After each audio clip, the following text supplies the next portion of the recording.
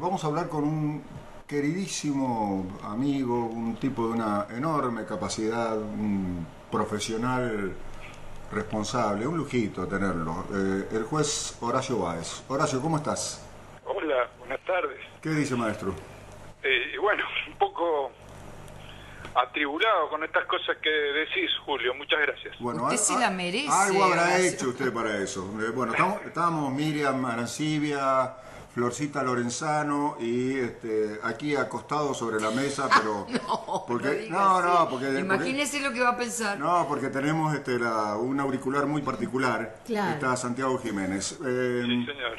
Sí, señor. Los escucho siempre con mucho gusto. Bueno, gracias, Horacio. En realidad, desde hace varios días, inclusive antes del fallo tucumano, Sí. venimos teniendo venimos teniendo la impresión de que entre los procesos de inclusión y de riqueza institucional que nacieron en el 2003, hay una falencia seria en el mundo del Poder Judicial o de la mal llamada familia judicial o la corporación judicial, y se agudiza con algunos fallos como el de la Cámara Civil y Comercial número 1 federal respecto de la extensión de la cautelar de Clarín y casi no, patéticamente para la inmensa mayoría de la población con de Tucumán. ¿Cómo es tu visión, vos que estás adentro del Poder Judicial, Sí. respecto de la necesidad de cambios profundos? Sí, necesidad indispensable de cambios. De eso no tengo dudas, Julio. Yo te diría, en estos dos casos que citas, primero la Cámara Civil de Buenos Aires, Sí, allí veo con mayor claridad una expresión ideológica de jueces. No estrictamente porque conozca a los jueces, no quiero abrir un juicio particular sobre ellos porque sinceramente, salvo algunas cosas que se conocen por los medios, no conozco individualmente. sí, Pero sí hay una cuestión ideológica conservadora en los jueces. Cuando se llama o se habla de dinero, por ejemplo, a pagar a los jueces para que resuelvan de tal manera, como se dice a veces con demasiada rapidez, yo creo que eso es secundario y que me parece que existe o no existe prácticamente. Pero hay un gusto en resolver de determinada manera por los jueces, por una cuestión de mentalidad ideológica, claro, conservadora, sí, formación. de cuidado, Sí. de gran cuidado en lo que están resolviendo, y eso se debe a un ocultamiento, una cultura del acartonamiento que tiene el Poder Judicial y sus jueces, que no les permite tomar contacto con la realidad. Es una cultura, es un miedo a tomar contacto con la realidad. Bueno, No se acerca un juez a la gente de ninguna manera, y eso es un problema un poco más amplio que podemos charlarlo por una cuestión política. En el otro caso, en el de Tucumán, así en general, te diría que no puedo decir nada sin conocer la causa. Eso es así. Normalmente lo que hay ahora es simplemente una decisión final, la parte dispositiva de la sentencia, y todavía no se han expresado los fundamentos. Sí. Entonces, en principio habría que ver qué es lo que dicen los fundamentos.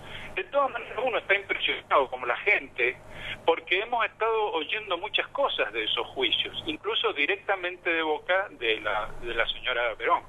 Sí, de Susana Trimarco. Sí. De Susana Trimarco. Sí. Entonces eso a uno le da mayor credibilidad por todo lo que ha vivido y lo que ha sufrido y lo que dice de esta gente. Pero de todas maneras, sin conocer el expediente y cuestiones formales de investigación, uno no puede saber exactamente por qué llegaron a esa conclusión. Impresiona simplemente, pues 13 personas que han estado dirigidas contra ella algunos testimonios, como la de una chica que apareció allí, que había sido tratada, explotada por algunos de ellos, y lo señalaba directamente. Uno dice, posiblemente eso no está investigándose en esa causa, entonces por eso son absueltos y deberían ser juzgados en otro proceso por esa imputación.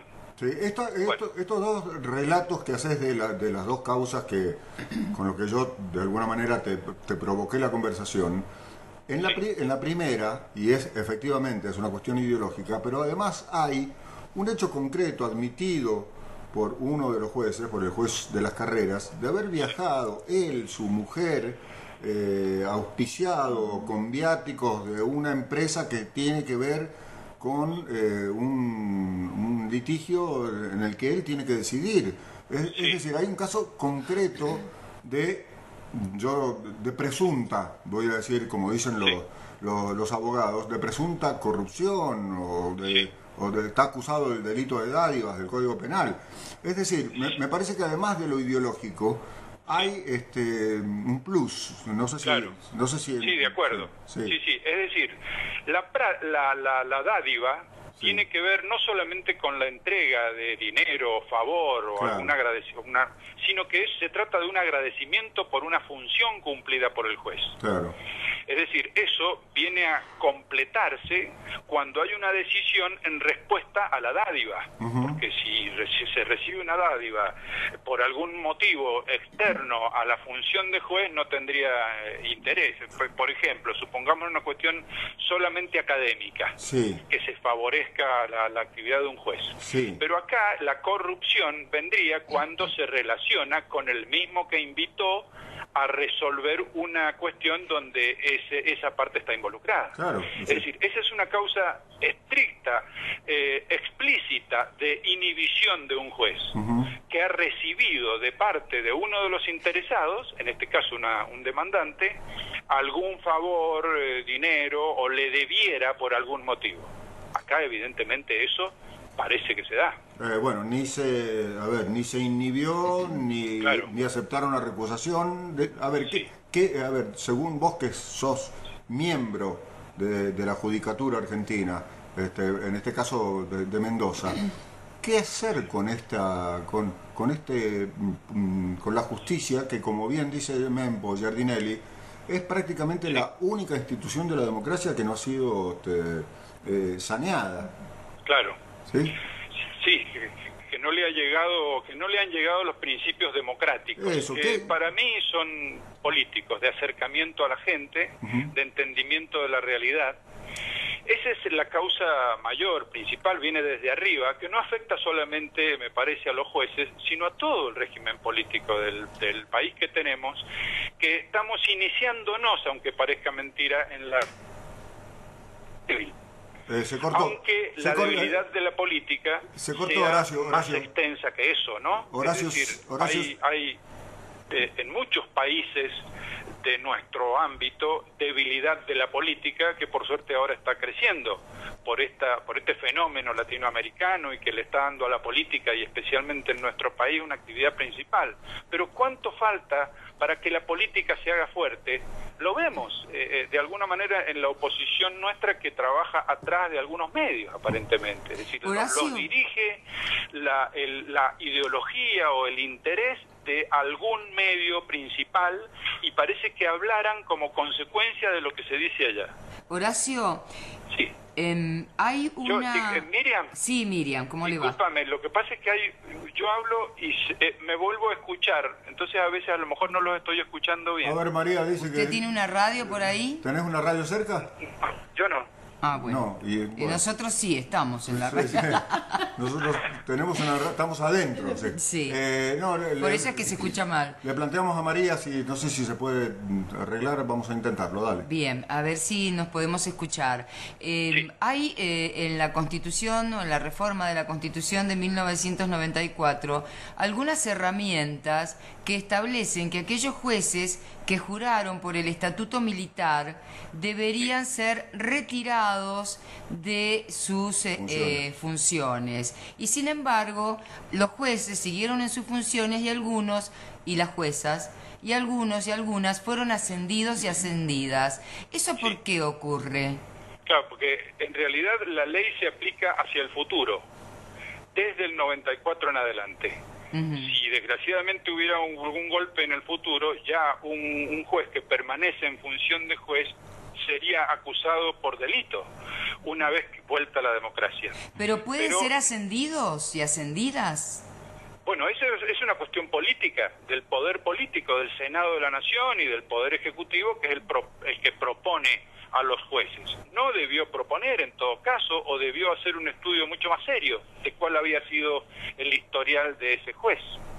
Eso es una cuestión política, de decisión del Senado. ¿A vos te parece que debe haber o debería haber una reforma constitucional que democratice el Poder Judicial, es decir, que brinde herramientas, como dice Miriam, para acercar jueces y juezas a la realidad cotidiana?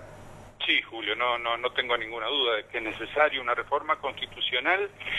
El problema serían los medios, y bueno, uno de ellos del que se está hablando, que es la elección popular, o sin llegar a eso, el juicio por jurados, que daría una mayor intervención popular en los juicios. Esa es la idea del jurado.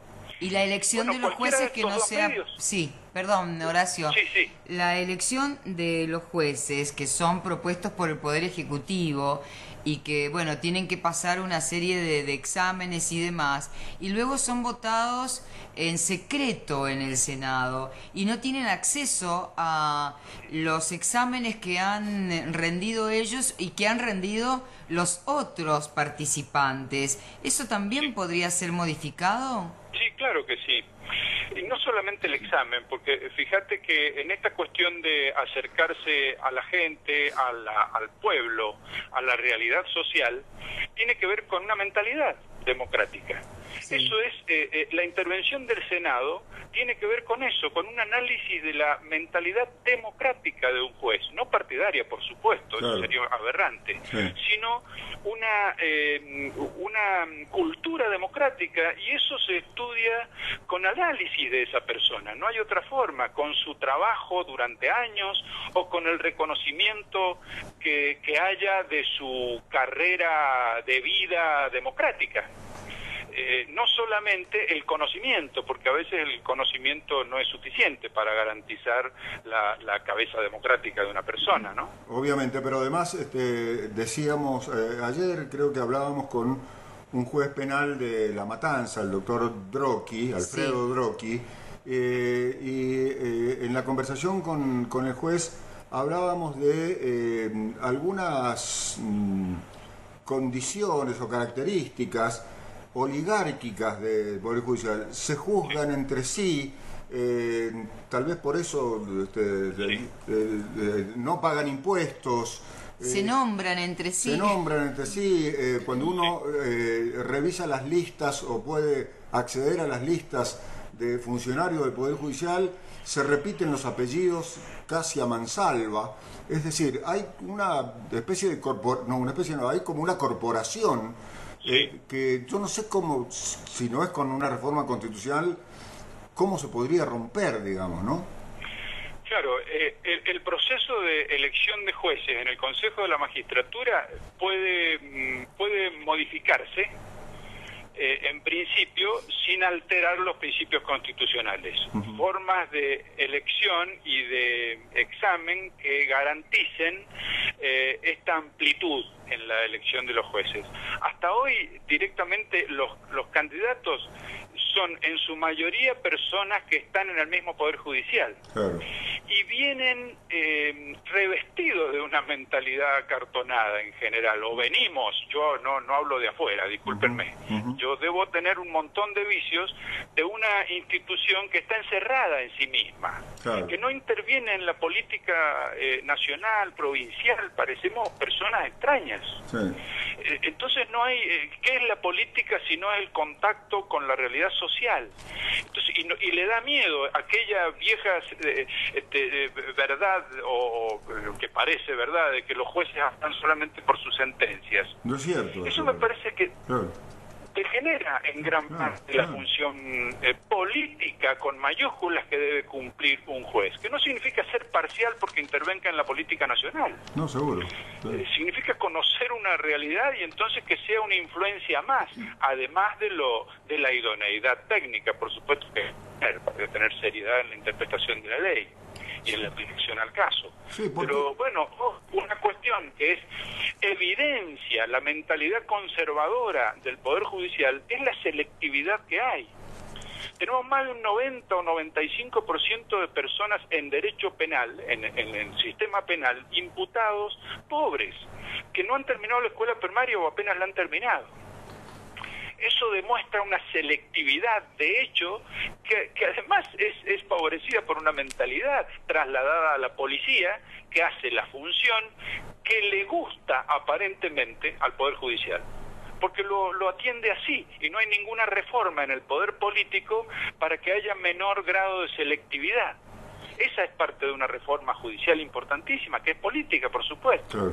Horacio, por otro lado, hay un elemento fundamental, una figura fundamental, que es la de los y las fiscales, que tienen una importancia en los juicios que es fundamental. Por ejemplo, en este juicio de Marita Verón hicieron casi todo mal, lo que lleva a tomar un poco de distancia y decir, bueno, los jueces por ahí no tuvieron más remedio que no, digamos, condenar a los acusados. ¿Qué pasa con esta figura de la Fiscalía? Es una posibilidad. La Fiscalía interviene cuando comienza la investigación, en el principio, en la instrucción penal preparatoria, por decir una forma, primera parte del proceso, que es escrita sobre todo. Bueno, allí se define el hecho que se imputa, debe ser delimitado, qué se le imputa a una persona, se buscan los medios para probar su intervención en ese hecho, y eso debe ir a una cámara de juicio a que se haga el juicio oral, que es lo que pasó allí. Sí. Cuando llega el juicio oral, en realidad es ahí donde debería ser la parte más importante de la demostración de la intervención, participación del imputado en el hecho. Si está definida el hecho que se imputa y hay prueba suficiente para elevar la causa a juicio, suficiente y necesaria, eso puede corroborarse en un juicio oral bien hecho, recibiendo las testimoniales directamente por los jueces del tribunal oral. Y bueno, no todo es culpa de la instrucción preparatoria. No todo. A veces sí, pero es porque llegan hechos distintos a los que se han investigado, por ejemplo. Y eso no se puede seguir en juicio oral porque se viola el principio de defensa.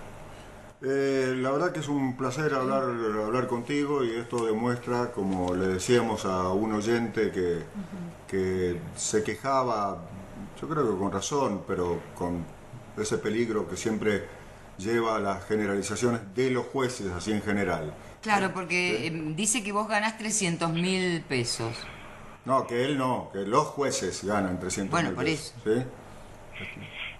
Me imagino que está legal. 30.000. Yo como juez de cámara cobro 30.000 pesos, que es muchísimo. Bueno, le puse un cero más, ¿qué va a hacer? Bien. Juez de cámara. Quiero decir, para redondear y no personalizar en el Tito, el oyente, que hay también producto de todo esto que hemos estado hablando y que también explicó Horacio, hay en el inconsciente colectivo esta sensación de que los jueces son extraterrestres, que por eso no pagan impuestos, claro, que duran toda la vida, salvo que... Ni siquiera pagaban OSEP acá en Mendoza. Ni siquiera pagaban OSEP, digamos, es decir... Sí, porque tuvieron opción de ir a prepagas sociales, médicos prepagos, claro, privados. Sí. Efectivamente. Te agradecemos, como siempre, que hablamos con vos, Horacio.